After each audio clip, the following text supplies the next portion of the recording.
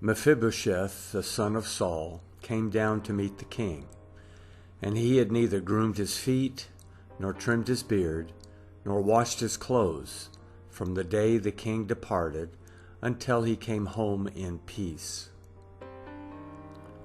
When he had come to Jerusalem to meet the king said to him, "Why didn't you go with me, Mephibosheth?" He answered, "My lord, O king, my servant deceived me. For your servant said, I will saddle a donkey for myself, that I may ride on it and go with the king, because your servant is lame. He has slandered your servant to my lord the king, but my lord the king is an angel of God. Therefore do what is good in your eyes, for all my father's house were but dead men before my lord the king. Yet you set your servant among those who ate at your own table.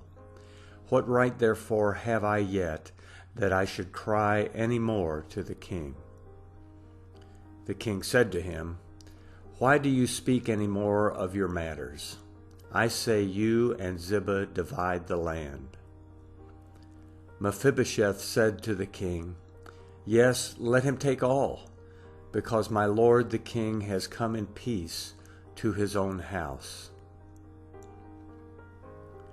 Barzillai the Gileadite came down from Rogelim, and he went over the Jordan with the king to conduct him over the Jordan. Now Barzillai was a very aged man, even 80 years old. He had provided the king with sustenance while he stayed at Mahanaim, for he was a very great man.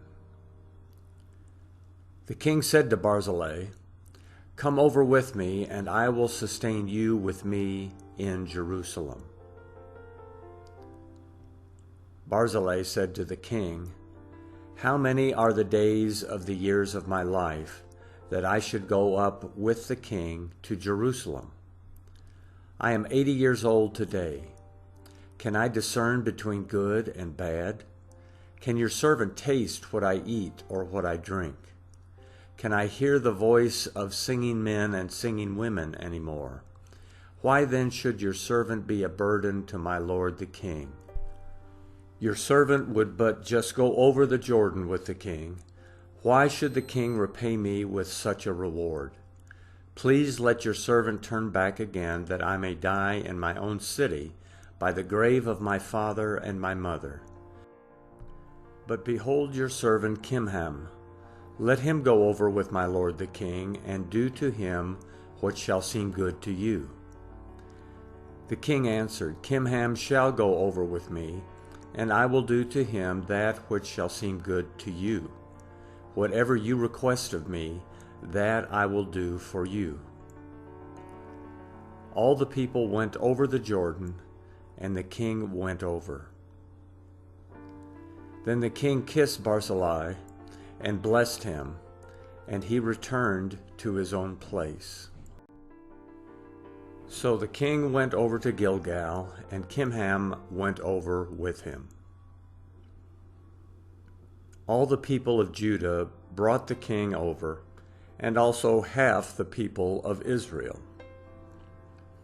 Behold, all the men of Israel came to the king, and said to the king, "Why have our brothers, the men of Judah, stolen you away, and brought the king and his household over the Jordan, and all David's men with him?"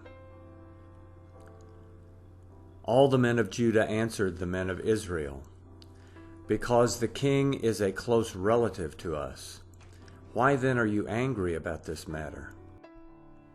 Have we eaten at all at the king's cost, or has he given us any gift?"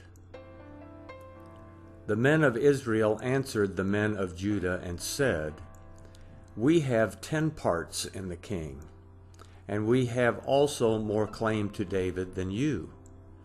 Why then did you despise us, that our advice should not be first had in bringing back our king?"